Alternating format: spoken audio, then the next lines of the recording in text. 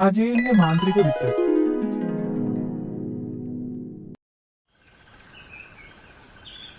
ഒരിക്കൽ ഒരിടത്ത് ദയയും സ്നേഹവുമുള്ള ഒരു പാവം കർഷകനുണ്ടായിരുന്നു.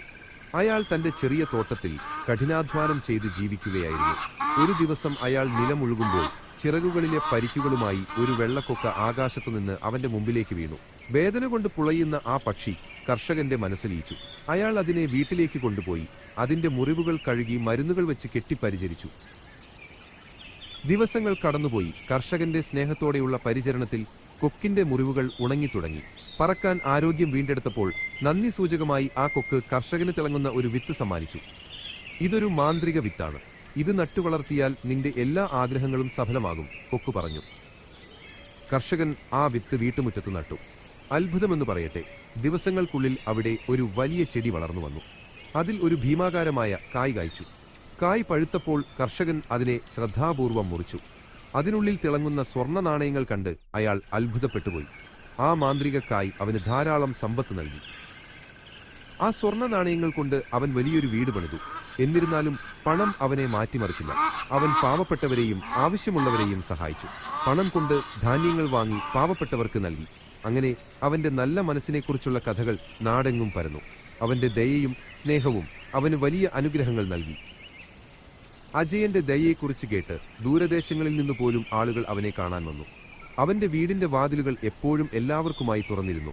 വിശക്കുന്നവർക്ക് ഭക്ഷണം, വസ്ത്രമില്ലാത്തവർക്ക് വസ്ത്രം, വീടില്ലാത്തവർക്ക് അഭയം. അജയൻ ഒരു മടിയും കൂടാതെ എല്ലാവരെയും സഹായിച്ചു.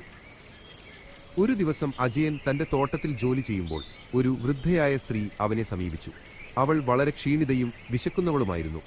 അജയൻ അവളെ തന്റെ വീട്ടിലേക്ക് കൂട്ടിക്കൊണ്ടുപോയി. അവൾക്ക് ഭക്ഷണം നൽകി വിശ്രമിക്കാൻ ഒരു സ്ഥലം നൽകി. ഭക്ഷണം കഴിച്ചതിനു ശേഷം വൃദ്ധ അജയനോട് പറഞ്ഞു, നിന്റെ ദയയ്ക്ക് നന്ദി അജയൻ.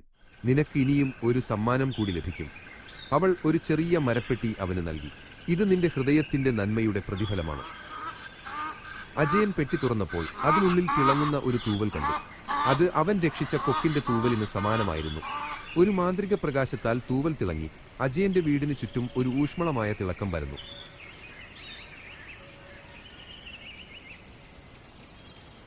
ആ തൂവൽ അവന്റെ വീടിനൊരു പ്രത്യേക അനുഗ്രഹം നൽകി. അജയന്റെ തോട്ടം കൂടുതൽ സമൃദ്ധമായി. അവന്റെ വിളകൾ കൂടുതൽ വിളവ് നൽകി. അവന്റെ വീട്ടിൽ എന്നും സന്തോഷവും സമാധാനവും നിറഞ്ഞു നിന്നു. എല്ലാവരും അവനെ സ്നേഹിക്കുകയും ബഹുമാനിക്കുകയും ചെയ്തു.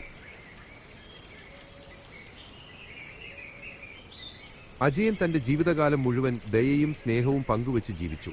മാന്ത്രിക വിത്തും സ്വർണ്ണ നാണയങ്ങളും അവനെ സമ്പന്നനാക്കിയെങ്കിലും അവന്റെ ഹൃദയത്തിലെ നന്മയായിരുന്നു അവന്റെ ഏറ്റവും വലിയ നിധി. അവന്റെ കഥ തലമുറകളോളം ആളുകൾക്ക് പ്രചോദനമായി. Subscribe for more. Thank you.